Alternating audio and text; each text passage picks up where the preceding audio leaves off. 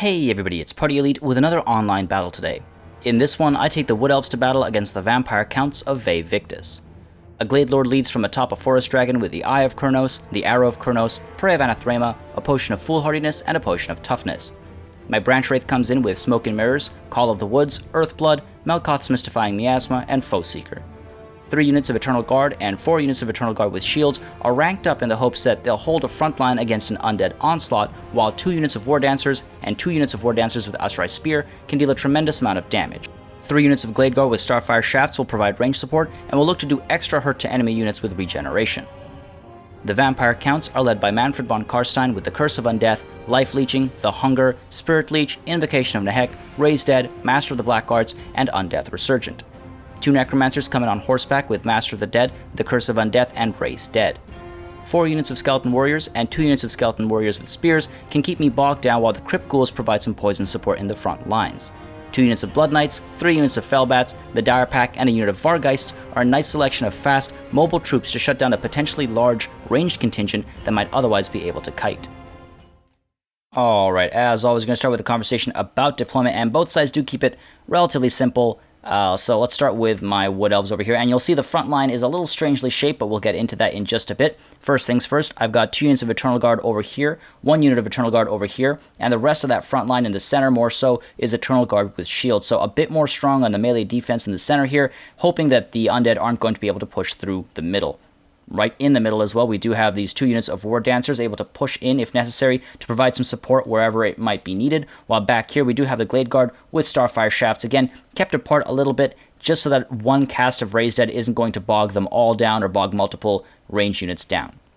Then back here we do have both units of War Dancers with Asurai Spear. Again, if the enemy does come in with cavalry from either flank or pushing with rear charges, I'm able to intercept that with these spears and of course shut that down pretty quickly and pretty painfully as well. Meanwhile, the Glade Lord is up here as well, able to intercept any enemy units that are coming in, or of course push in with rear and flanking maneuvers of her own, while the Branch Wraith is up here because I want to use Call of the Woods effectively and get that nice support to the melee engagements up front right from the get-go. So that's a relatively simple layout, but again, the shape is a little strange, and just to get into that a little bit, I want to try, as I've said before, to split Vampire Count engagements into multiple parts. So I'm trying to create a shape here that will force the Vampire Counts to split into 2 distinct parts at least, and if I'm lucky, into 3, so right down the middle, and then off to either side as well. And that's just so that one Invocation of Nehek isn't going to actually provide full support to the Vampire Count lines, and that's the thinking there. That's why this shape is a little, well, unusual, let's say. Now let's take a look at the Vampire Counts again. Relatively simple here as well.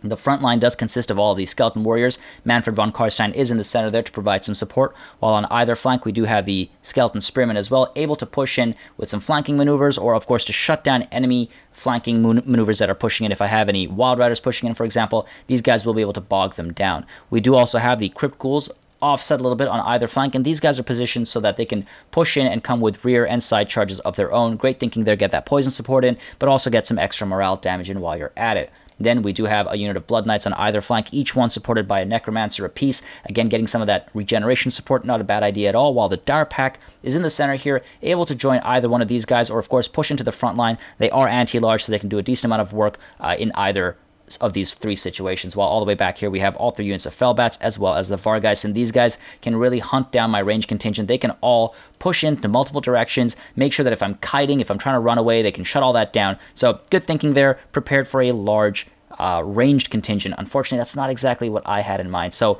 let's take a look at how this all breaks down. Again, relatively simple from both sides of the field, but it's a pretty intense battle. It happens very quickly, actually. At first, as always, I like to take a look at what the enemy casters have brought to the field, so I'm just scoping out what Manfred and the 2 Necromancers have, just to make sure there's no Wind of Death on the field, or if there is, just to make sure that I am prepared for it, and I don't present a straight line ever to the enemy to take advantage of. And once I've checked that, you can see I am pushing forward as well.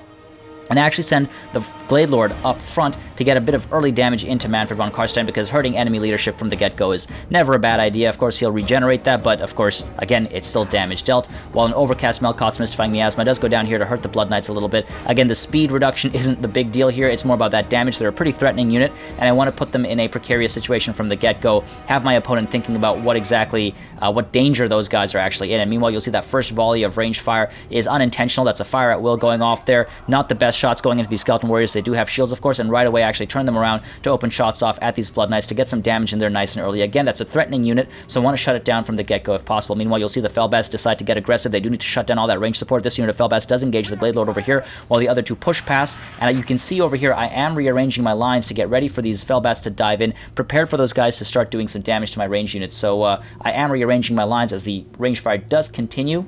But you'll see as the Fellbats drop in, I do send these War Dancers with Ashrai Spear into the engagements, send them in to shut down those Fellbats right away, while the Glade Lord in the center is taking care of that unit of Fellbats as well. Meanwhile, you'll see the front lines do engage in multiple directions. I have this engagement going on over here, these guys pushing down the center, this one pushing over here, and these guys pushing off to the side over here. So again, spreading that love to make sure that Invocation of the Heck has to be spread across multiple engagements to get maximum support. Meanwhile, you'll see my opponent at the same time is popping these zombies off to the side over here and here, trying to bog down my range support. So great movement there, of course, but pretty predictable. So I'm trying to push these guys back, save these Glade Guard, get them away from all this all these zombies and Fellbats and keep them alive, while the Glade Lord as well pushing off to the side here, trying to pull these Fellbats out and try to shut down the Necromancer, or at least get a rear charge into these Crypt Ghouls or something like that, while the Branch Wraith over here is providing that melee support I was talking about earlier with Call of the Woods, just making sure that these guys are all fighting a little bit better than they otherwise would be, because of course I want to try and win that flank nice and early. Meanwhile, you'll see off to the left over here we have a decent half flanking maneuver with the Crypt Ghouls. Not a bad situation though, because of course these zombies are back here able to push in and do what the Crypt Ghouls would have done with a rear charge. Meanwhile, you'll see I am opening shots off at the Vargheists here, trying to get them hurt nice and early, while the Blood Knights over here as well pushing in to try and get a charge in, so I do need to be very wary of that as well. Meanwhile, as the Spirit Leech goes down on my Branch Wraith to cause a decent amount of damage, I do pop the Arrow of Kronos at Manfred von Karstein, trying to get a decent amount of hurt there, hit him quite squarely, do a decent amount of work, but the Skeleton Warriors take the brunt of the damage, actually losing a quarter of their health there. So a good hit there, helping me a lot in the center, just trying to push me up front there, because the enemy does have Undeath Resurgent active, and that is helping their melee defense quite a bit, as well as their leadership, but the melee defense right now is more of the concern. Meanwhile, you'll see the Blood Knights on the left over here are able to come around with a nice rear charge, but I hit them with Melkot's Mystifying Miasma, slowing them down, allowing my Azrai Spears and my Eternal Guard up front to try and bog those guys down, but very well played by my opponent. They're pulling them away to make sure they stay safe, while over here you'll see Prey of Anathema does go down, so that I'm able to shut them down with my Eternal Guard, pushing them in to cause a decent amount of hurt, while my Glade Guard as well open shots off to get take advantage rather of that resistance reduction. Meanwhile, back here you'll see another unit of zombies has been brought up from the dead to try and shut down these Glade Guards. So again, very well played by my opponent there, but you'll see over here on the left flank I do use my Eternal Guard to support the front line, while my Ashrai Spear back here continue to give chase to these Blood Knights. Again, Melkot's Mystifying Miasma has done a decent amount of damage, but the intent there was more to try and slow them down and shut them down with my spears. Unfortunately, they're able to get away, but I keep the chase on just to make sure they don't have free reign into the back lines. Meanwhile, on this right flank, still causing a decent amount of damage to these Blood Knights, but these Fellbats are doing a good job of keeping my Glade Guard occupied, making sure they're not able to get all the work done that I need them to get done. And meanwhile, the Branch Wraith does continue to provide sort of melee support up in the front lines, but pretty soon about to get bogged down by some of these Necromancers. And you'll see the front line on the right, I'm doing quite well. I am winning that quite handily, but over here the Blood Knights are able to get away, eating some shots in their rears right now though from the Glade Guard, but able to get away from my Eternal Guard. Meanwhile, up front here I do pop Earthblood just to keep that center strong and fighting, while the Blood Knights back here continue to get chased down by my War Dancers with Ashrai Spear. These guys try to cut in to get some damage, and while over here I have Melkot's Mystifying Miasma going down on these Blood Knights, so that as they're trying to charge in, they do get slowed down, eat a decent amount of damage, and their impact is actually reduced as well. They decide not to engage, they get helped by Invocation of the Heck, and meanwhile my Eternal Guard there just sort of staring at these Blood Knights, looking pretty, not doing anything. I should have sent them in, been a bit more aggressive there. I could have actually shut these Blood Knights down right here, right now. Meanwhile, over here you'll see these Blood Knights are pushing in to shut down these Glade Guard. And on the one hand, I was thinking of avoiding this charge, but then I realized, actually, I'll let these Eternal Guard, or rather these Glade Guard, die, because then my War Dancers will be able to shut them down, and my Forest Dragon will start to get some work done. The Glade Lord, rather, will start to get some work done. So you'll see that charge does go in, does a decent amount of hurt, but allows my War Dancers with Ashrai Spear up here, as well as these War Dancers, to push in and shut that unit of Blood Knights down. Meanwhile, you'll see these two Necromancers are now harassing my Branch Wraith, pulling the Branch Wraith away, so Call of the Woods is no longer supporting the front lines, doing a decent amount of work there, and good job there by the Necromancers harassing the Branch Wraith. But you'll see I do pull my Glade Lord back, and I decide to pop another Arrow of Kronos towards these Necromancers to try and shut these guys down, and you'll see the Arrow of Kronos does go through and does do a decent amount of work here, hitting both of those guys and dropping their health by about quarter or so, I would say. Meanwhile, these Blood Knights back here as well, hit by Melkot's Mystifying Miasma as they try to get away from my spears.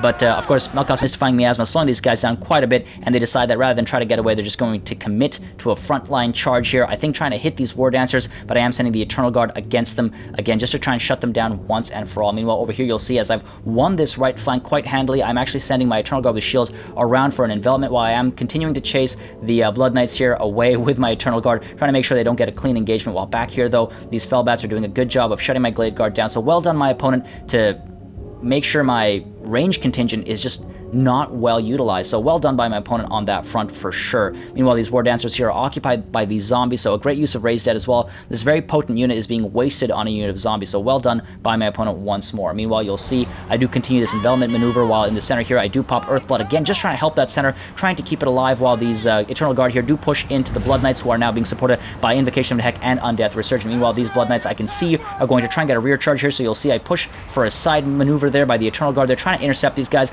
unable to close the gap, of course, because cavalry is significantly faster, so they're actually able to get a nice clean rear charge. But of course my Eternal Guard with shields are right there, so they're going to cause a decent amount of hurt, and these guys as well able to now push in to get a nice rear charge. Meanwhile, over here as well, you'll see these Blood Knights able to disengage from the central engagement, try and keep alive, stay safe, of course, while the range support continues to pour in, and my Branch Wraith now just too far back. I did a bad thing there, keeping the Branch Wraith too far back, not close enough to provide some support to the melee engagements, and now you'll see the left flank is actually being lost quite handily by myself. I am losing that left flank very quickly, while on the right I am continuing to push and win. You'll see another unit of zombies, though, does get brought up here to try and provide some support, while meanwhile over here, these Blood Knights, as they're trying to push in for a charge into my Eternal Guard, I pop Melkot's Mystifying Miasma to slow them down, and I also pop Prey of Anathema to slow these guys down and pin them in place. And I target these guys because that way, as these guys are pinned in place, that charge coming in from that rear unit of Blood Knights is also bogged down. You can see these guys are bumping into their allies, not really getting a clean charge, slowing down. So the impact of their charge, both in terms of impact damage and charge bonus, is severely reduced as they get tremendously slowed down. So that's why both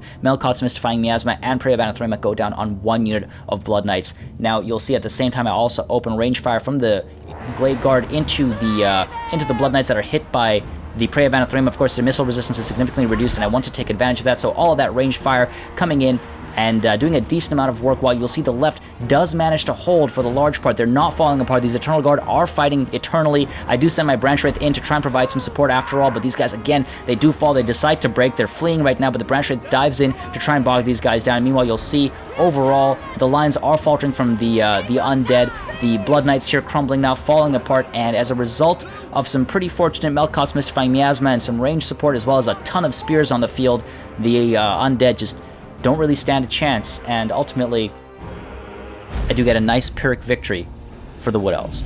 Now, my opponent had some good ideas to shut down a range-heavy army protected by Wild Riders. Unfortunately for him, he wasn't able to adapt when that's not what appeared on the other side of the field. Without any anti-infantry units at hand, the front line became a prolonged slog, and though he tried to gain rear entry points and almost did at multiple times, I was able to use magic, abilities, and my plethora of spears to hold large units at bay. I made a few mistakes here and there, particularly not using Call of the Woods properly later in the battle, and allowing my range contingent to get stuck in melee too easily too often. But at the end of the day, I was able to hold back enemy cavalry, win the right flank, and hold the center well enough to force an envelopment that won me the day. As always, for more Total War content, make sure you subscribe to this channel. Total Breakdown and my own online battles continue on, of course. And once again, thank you very much for watching, and I'll see you on the battlefield.